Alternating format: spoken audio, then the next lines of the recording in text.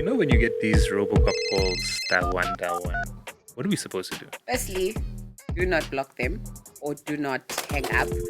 It's an election year. Misinformation, disinformation. Walk us through. Mis and disinformation actually undermines the democracy of this country. But disinformation really looks to sow division, cause panic.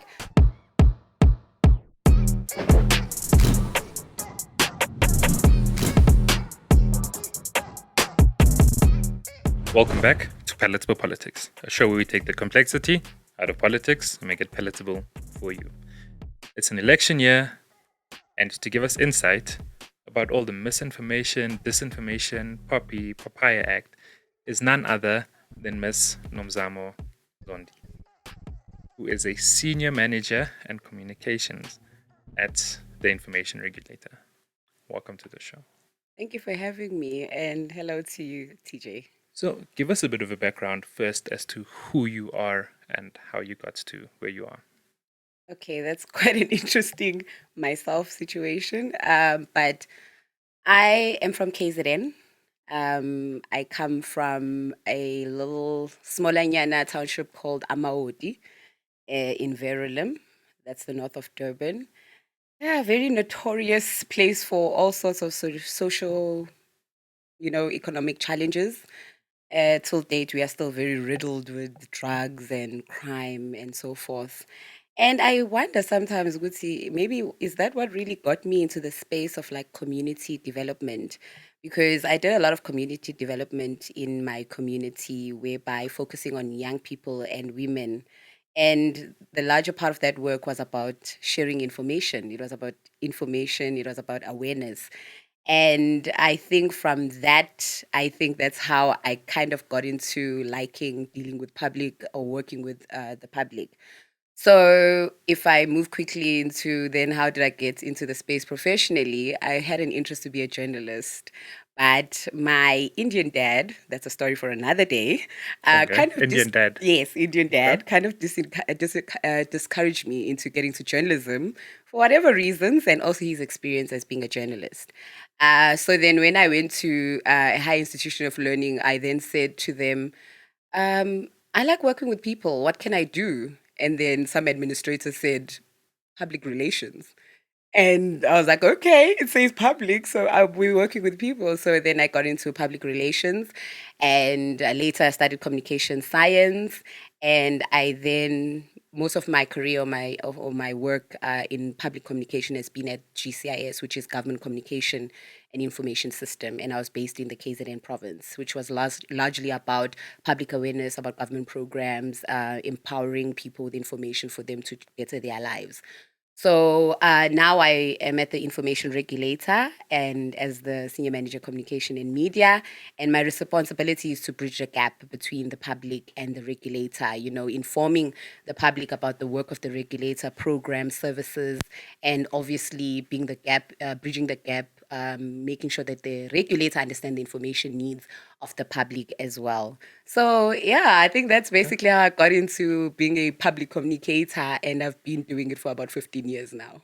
So essentially, your job is to make the information palatable, right? Absolutely, that is what it is about. So, information regulator, what is it? How did it come about?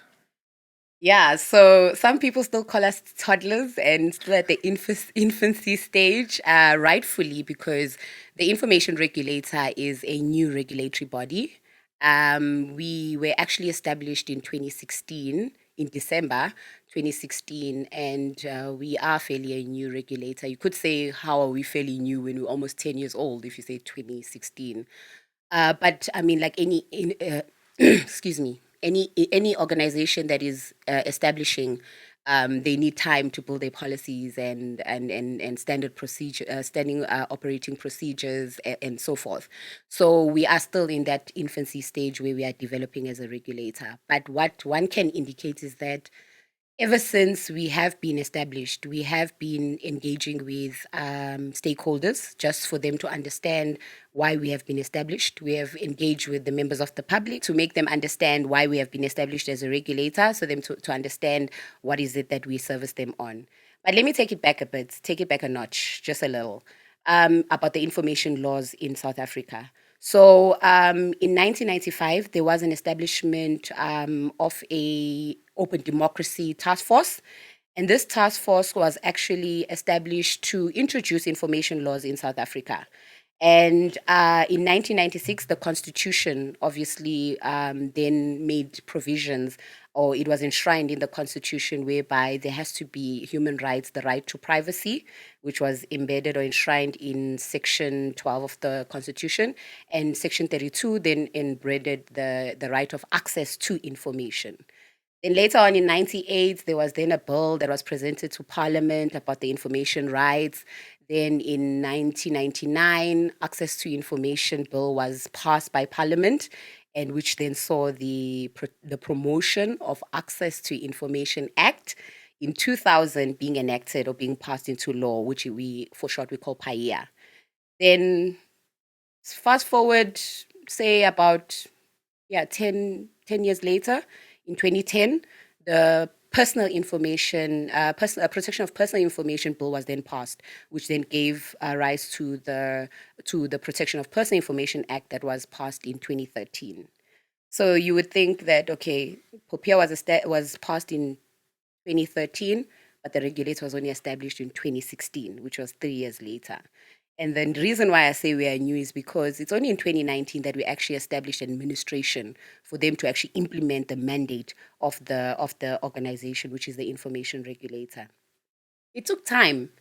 It took time for the regulator to get to just get everything in place, because it's only in 2020 where the rest of the actually sections of the act was actually promulgated by the president.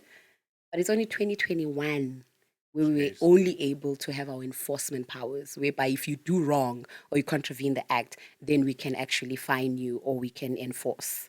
So that's why people say we're in an infancy stage, because our powers only really came into effect in 2021, which is 3 years ago.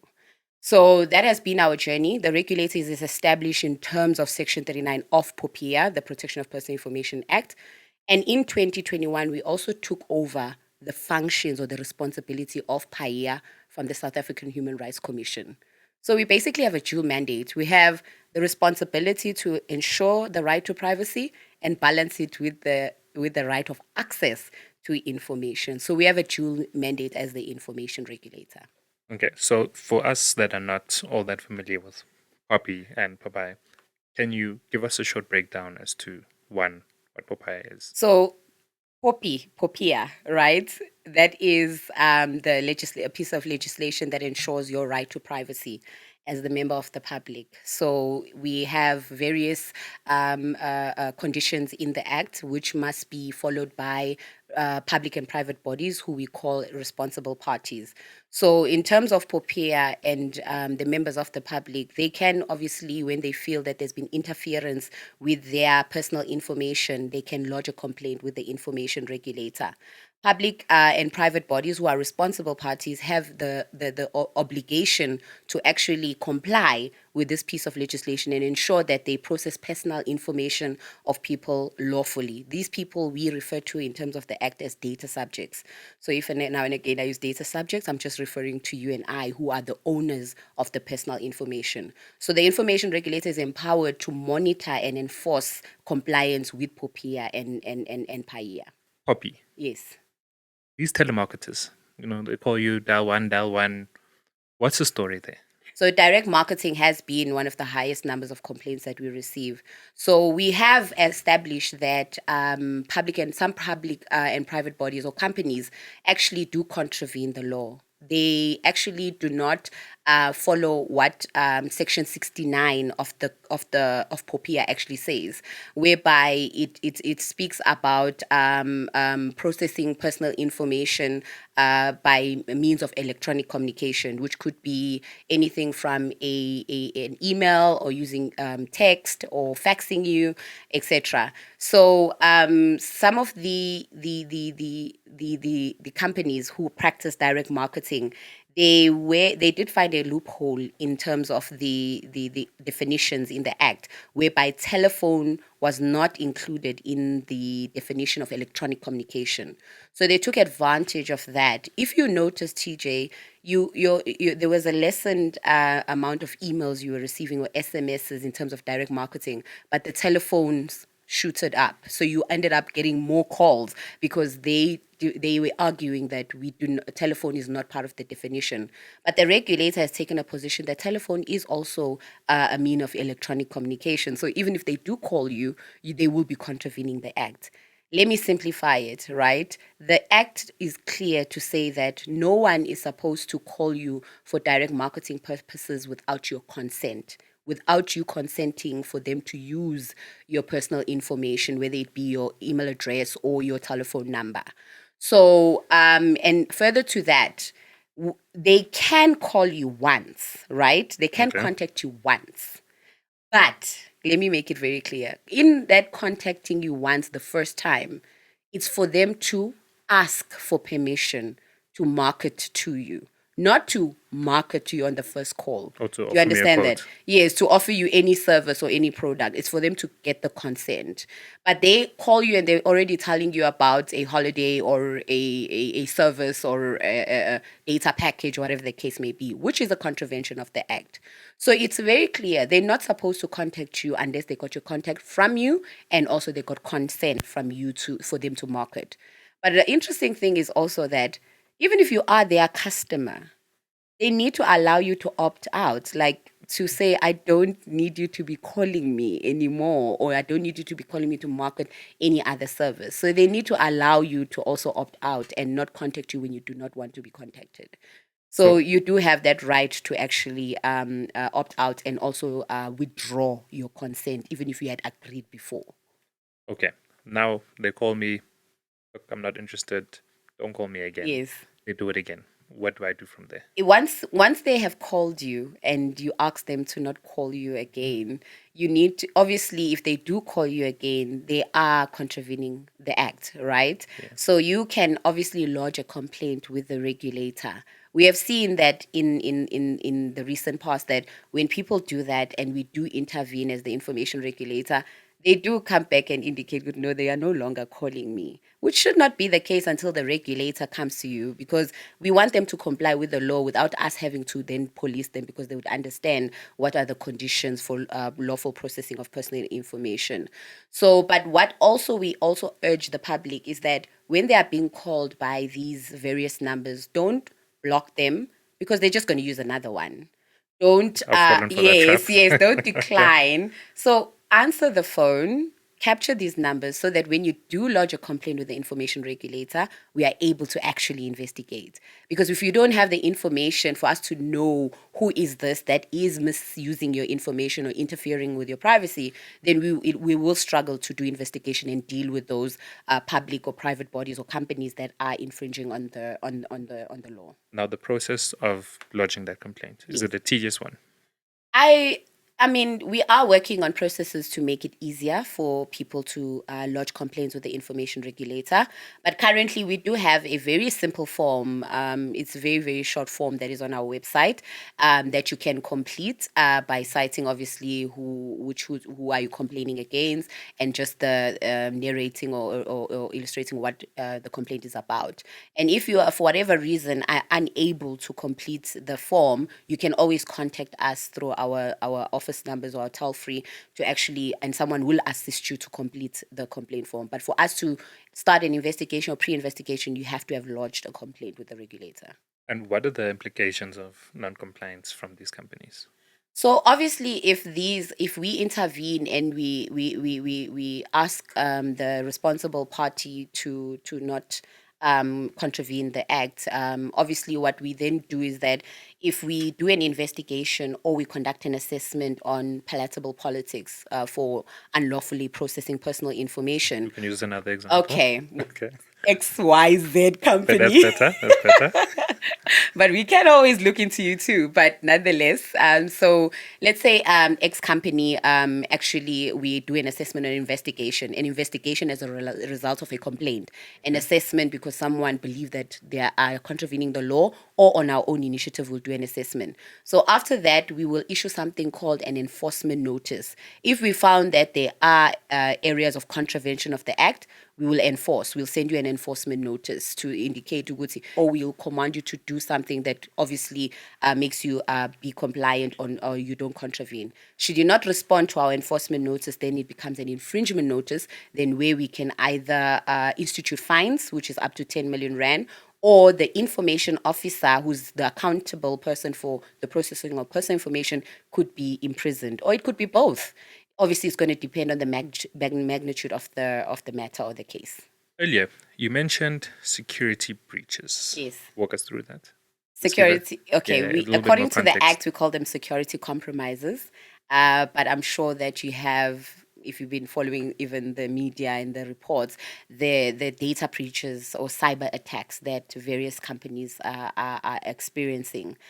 So whereby an unauthorized person either accesses personal information of maybe the staff members or that of their clients. Like in an instance, like if it's a bank, they would obviously access TJ's bank account, his address, or even your cell phone number, etc. So we call that a security compromise because it does put your personal information in a vulnerable situation. So one of the conditions in POPIA puts an obligation on the public and private bodies to ensure that there are security measures that are put in place for them to protect your personal information. And obviously, if they don't have security measures put in place or they found negligent, then that means they were in contravention or in breach of POPIA. Okay. Yeah. Now, we're in the election season. What are political parties allowed and not allowed to do? Okay, so we have two things that we are concerned about, right, in terms of the election season. One is the issue of the mis and disinformation, and the other is the issue of political parties, how they process personal information of voters. So we have already received a couple of complaints and calls with regards to people getting calls from political Are parties. you allowed to say which? Out of curiosity. Okay. Maybe not Okay, for fine, now. fine. But yes, they are getting calls from political parties. And what is frustrating for the members of the public is that, one, I'm not affiliated to this political party, nor have I ever shown interest. But they are curious, where did they get their contact details from? Which again is a contravention of law as well. And that is our concern as the regulator. Political parties are also a responsible party. They are a private body. So they are also obligated to actually comply with the Protection of Personal Information Act. So in 2019, we did develop and issue out guidance notes, which were kind of a scope to apply the Act itself. And it also outlined all the 8 conditions for lawful processing of personal information by political parties.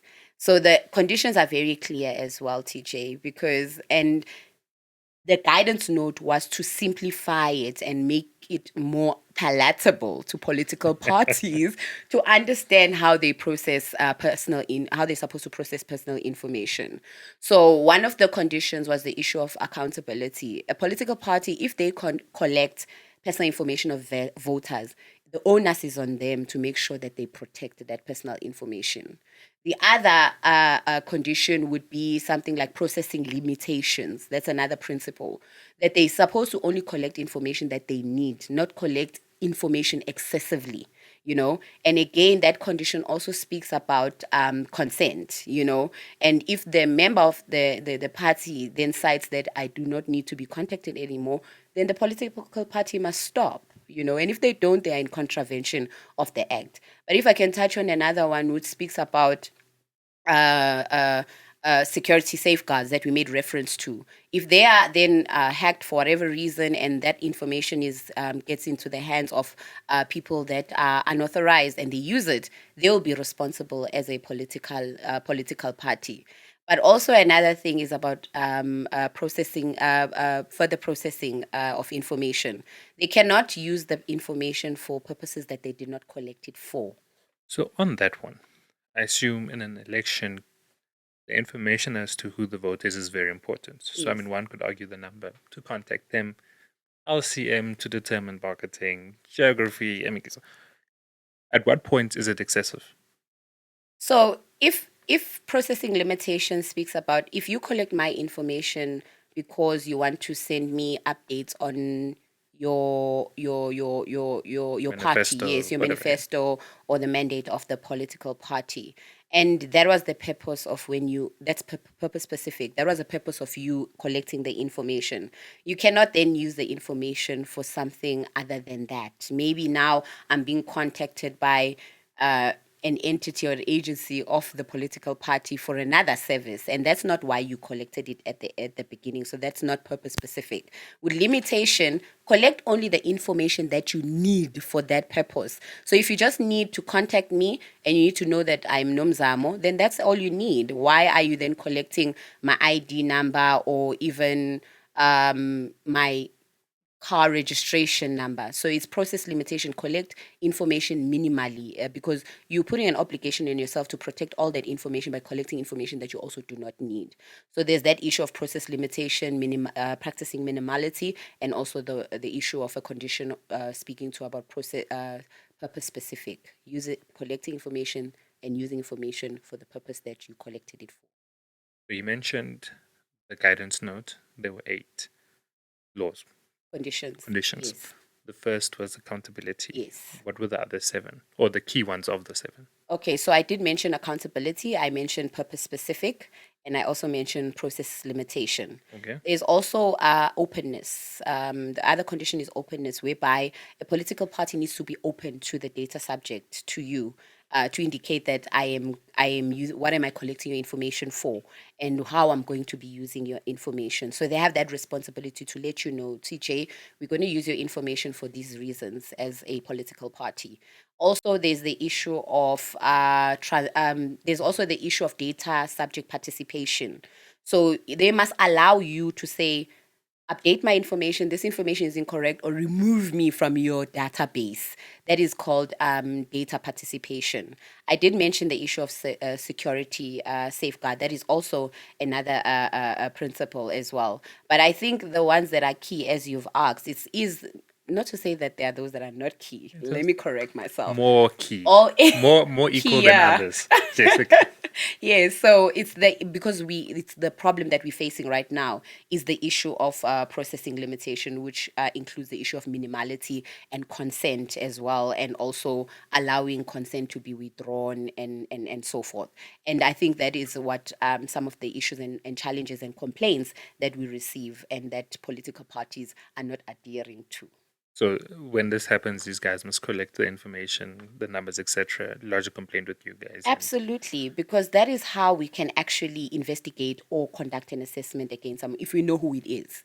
And I know, as frustrating as this sounds, and companies are supposed to adhere to POPIA, but I think if you assist us as the regulator as well and lodge complaints and we go and investigate and assess, we are able to then enforce the compliance. And the same penalties that apply to corporates would apply to political parties. Political Imprisonment of parties or 10 million.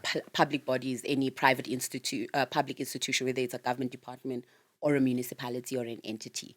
So the same would apply to political parties because we do regard them as responsible parties in the bracket of being a private body. The first part that you guys are worried about, misinformation, disinformation. Yes.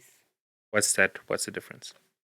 Okay, so firstly, mis and disinformation is a serious problem I think globally actually, and also in South Africa. It's a concern that we have because misinformation, maybe by just its simple definition, it is incorrect or incorrect information of information that's not factual. But what is and then what is disinformation is also disinformation. Disinformation is also incorrect on not factual information.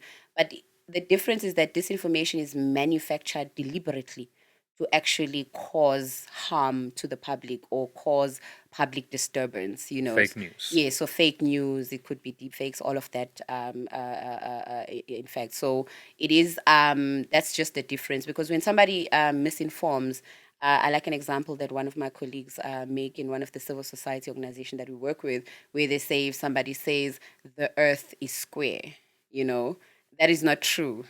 That is not true that the earth is square, the earth is round, but it's misinformation, but it doesn't intend to cause harm or inflict any pain. But when you look at disinformation, when somebody actually intentionally wants to cause division or create harm and panic in the public, then that information is then regarded as disinformation. If, for example, somebody then says that the IEC is going to work with a ex party to rig the votes or something like that. So that already will cause panic in the public. The public will not have faith or trust in the electoral process or even the institution that is responsible to run the election. And that in itself then interferes with the democracy, and then people will obviously not vote. So you see that causes harm in the public. So how is it a concern for the information regulator?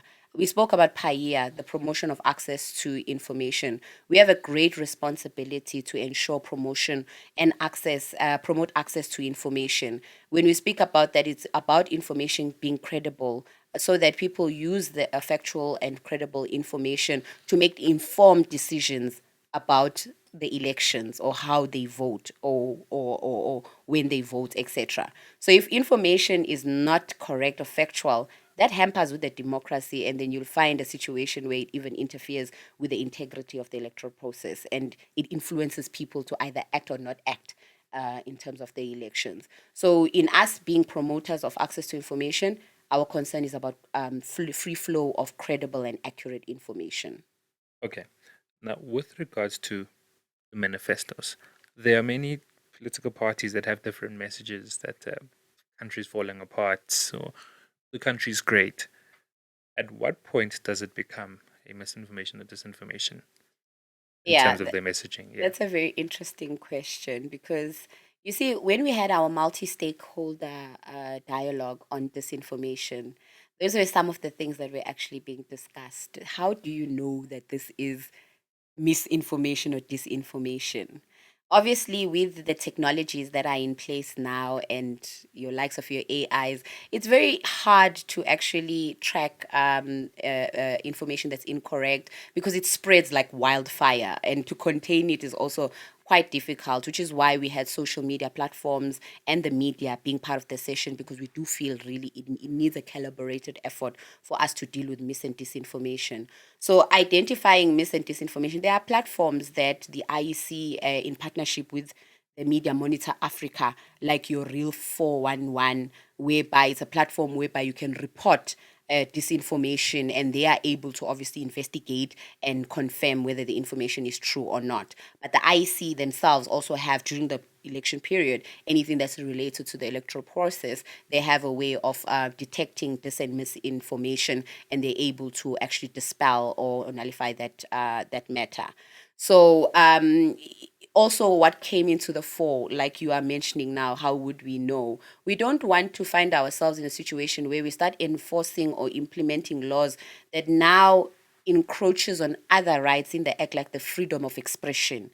You see, so we don't want to find ourselves in that situation, which is why we found that it's important that as multiple stakeholders, we need to work together to be able to identify dis and misinformation. Yes, you find political parties through their campaigning saying all sorts of things. They have the freedom of expression. They are in the campaigning seasons. They want to sell their positions to the members of public. So it's obviously in that space whereby if someone picks up that, no, but this is totally incorrect, and it's going to sow divisions in the society or in the public, and it will call for cause of panic, then that is disinformation. Then we have to deal with that accordingly, whether as this multi-stakeholder approach or the relevant platforms that also deal with identifying mis and disinformation.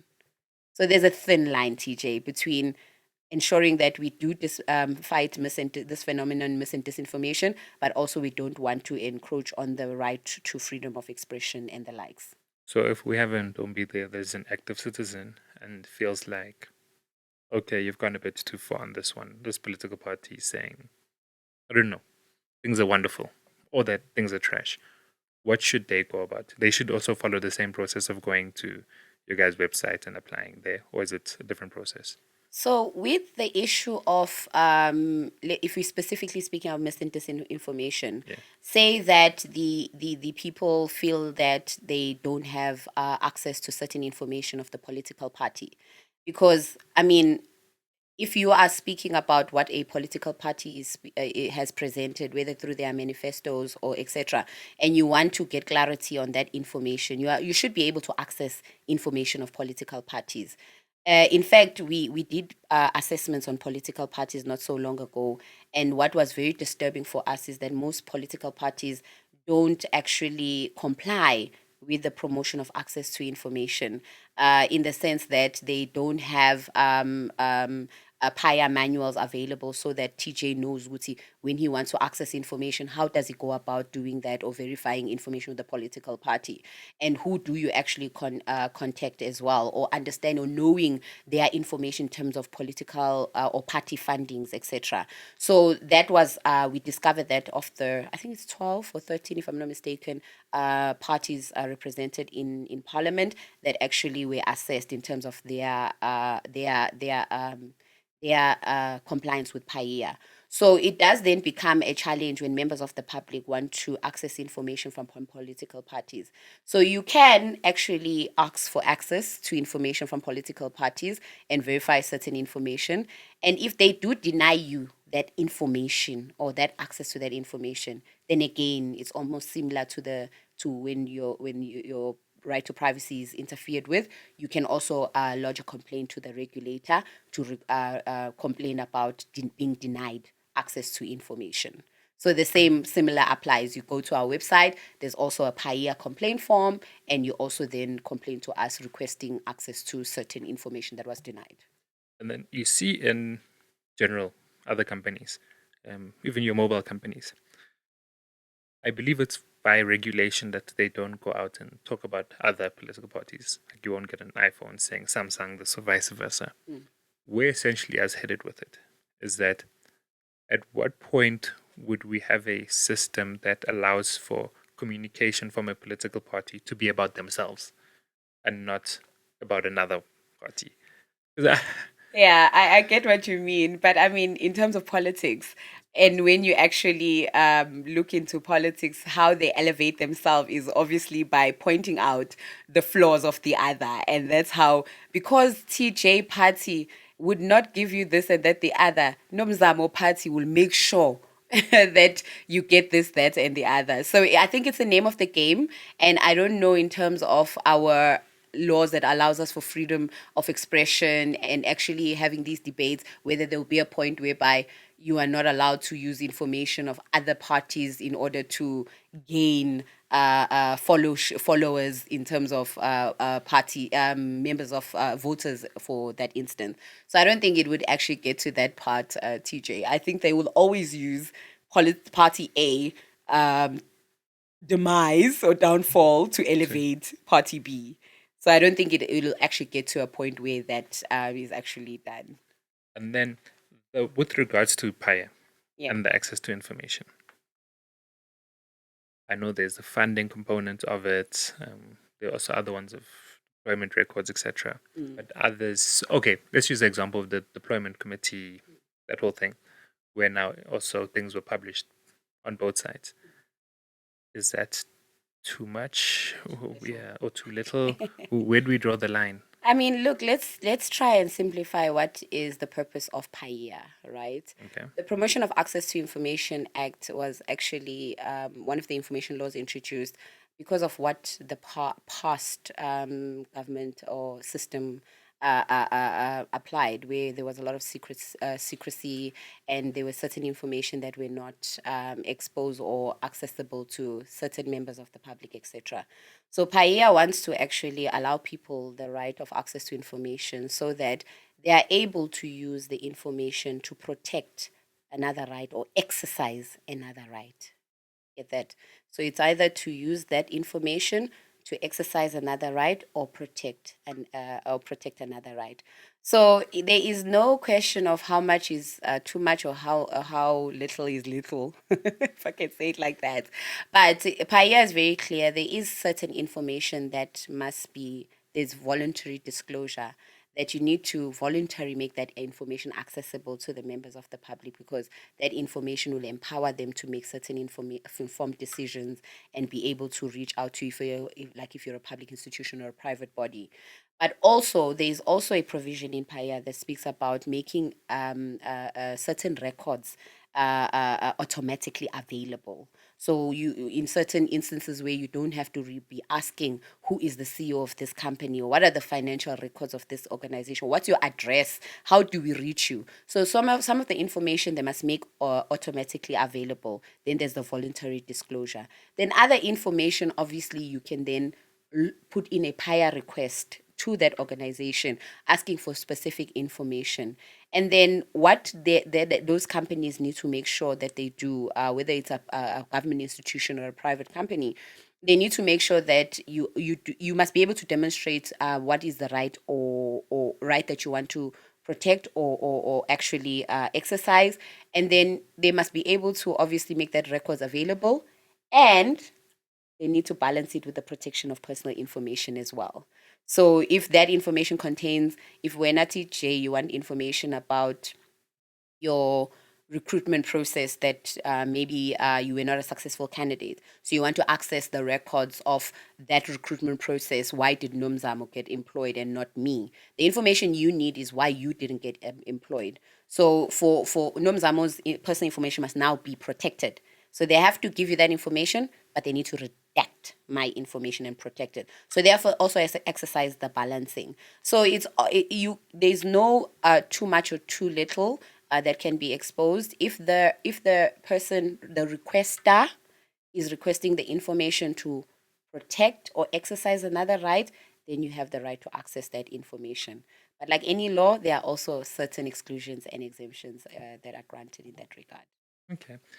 Going into elections, what is it you think, as voters, we should know that isn't publicized enough from your privileged point of Information Regulator? I don't think going into the election there is information that has not already been out there. I think the Electoral Commission is doing sufficient voter education and has utilized multiple platforms to make sure that they reach different segments of society, whether digital, traditional media, or voter education in the sense of going physically to the community to actually educate them about who is eligible to vote, where do you vote, how do you vote, understanding the whole process, and being able to reach out to the Electoral Commission as well. So I think there hasn't been information that's not out there in terms of the electoral process. But what I can indicate that needs to be heightened, or something that needs to be amplified in communicating with the public or educating the public, is about the dis and misinformation, or mis and disinformation. So the members, because someone once mentioned that it is a societal problem as well, that if information is shared, we quickly believe it and we spread it without verifying the facts, and also then causing alarm as well. So I think we also need to be a society that understands that this happens, mis and disinformation happens, and it can be harmful. And what are the avenues and platforms that are in place to actually assist us as the members of the public to understand when it's mis and disinformation, what to then do. So digital literacy is also very important in this regard during the electoral process, and obviously being able to identify information that's fake, and identifying what's real and what's not real. Are there any implications for me for sharing, reposting, re-exing fake information or disinformation? Yeah, I think in terms of the cyber security laws as well, there is some implications in that regard.